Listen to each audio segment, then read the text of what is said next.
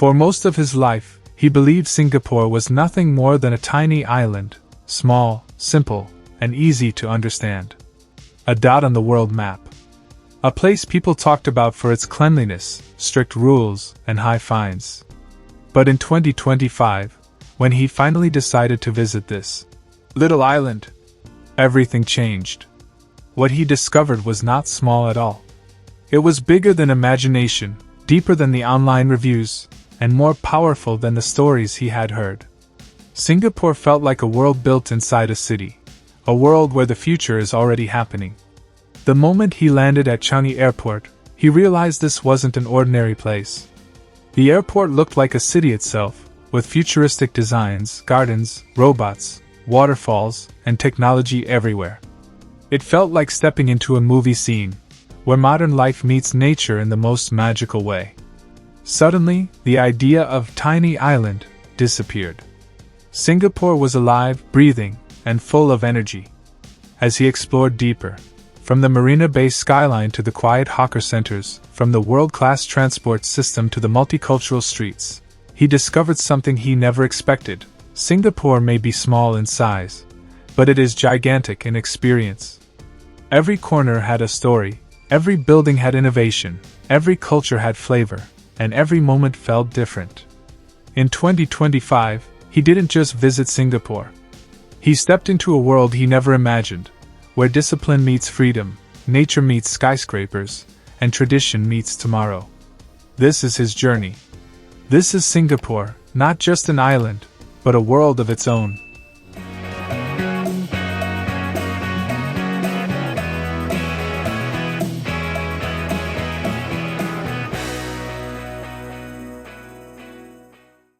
Changi Airport, the future welcomes him. He expected a normal airport, immigration counters, luggage belts, nothing special. But Changi Airport in 2025 felt like he had entered an entirely different planet.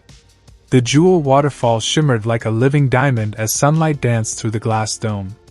Robots guided passengers, automated immigration completed in seconds, and gardens filled the air with the scent of orchids.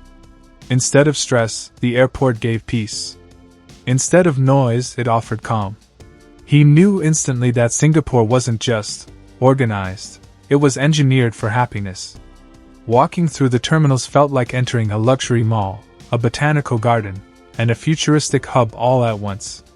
This was his first shock, and the surprises were just beginning. Marina Bay Sands, where the sky feels close. The iconic three-tower structure wasn't just a building, it was an engineering miracle. When he reached the sky park, he saw the whole city glowing like a jewel. The skyline looked unreal, super trees, skyscrapers, ships, and sea blending into one perfect view.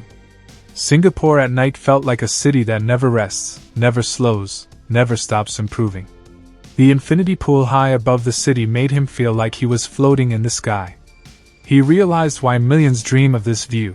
It's not just beautiful, it's unforgettable. Marina Bay taught him one thing: Singapore isn't small, it's limitless.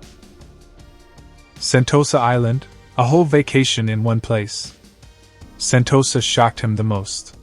How could a tiny country build a full holiday island with beaches, theme parks, cable cars, aquariums, and luxury resorts? Every corner had something exciting. The golden sands, the clear water, the fun energy. Sentosa felt like a tropical paradise inside a modern world. From Universal Studios to the calming beaches, he felt like he could spend weeks here. Singapore may not have huge land, but the way they use space is a masterpiece of planning. Sentosa proved that Singapore thinks big, even when the land is small. Hawker centers, the flavors of the world in one place. He thought Singaporean food would be expensive, but hawker centers changed his entire view. Here, he found dishes from China, India, Malaysia, Indonesia, Thailand, every culture in one place, cooked with heart and heritage. Chicken rice, laksa, satay, roti prata, every bite told a story. People from all walks of life sat together, millionaires, workers, tourists, students. No division, no ego, just good food and peaceful vibes. For him, hawker centers were the true soul of Singapore. Simple, affordable, cultural, and full of life. MRT system, fast, clean, and always on time. He expected public transport to be decent, but he didn't expect perfection. Singapore's MRT system in 2025 was faster than taxis, cleaner than malls, and more comfortable than flights. Trains arrived every few minutes, stations were spotless, and everything was easy to navigate. It made the entire country feel connected. He realized something important: Singapore invests not in luxury for a few, but convenience for everyone. A small country running a world-class transport system. This was another surprise he never imagined. Multicultural streets, where every culture feels at home. Little India, Chinatown, Kampong Glam, each place felt like entering a new country. Bright colors, temples, mosques, traditional shops, street markets. Singapore celebrated diversity like no other place he had seen. Here, cultures didn't just exist, they blended beautifully. People from different religions, languages, and backgrounds lived together with respect. It made him understand why Singapore is peaceful, safe, and united. Diversity wasn't just a word, it was the heartbeat of the country. Safety like nowhere else in Asia, now even stronger in 2025. He had heard people say Singapore was safe, but he never understood what safe truly meant until he experienced it with his own eyes. In 2025, safety in Singapore wasn't just good, it was world-class. He walked through Clark Quay late at night, and instead of fear, he felt peace. No chaos, no harassment, no loud arguments, no shady corners.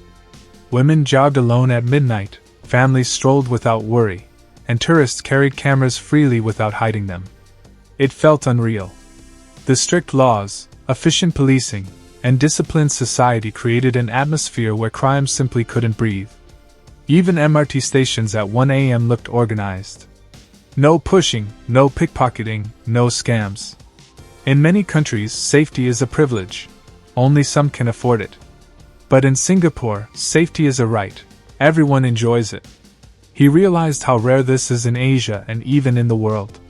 For him, this was one of Singapore's greatest strengths, a country where fear never follows you. The people of Singapore, kind, disciplined, and the heart of the nation.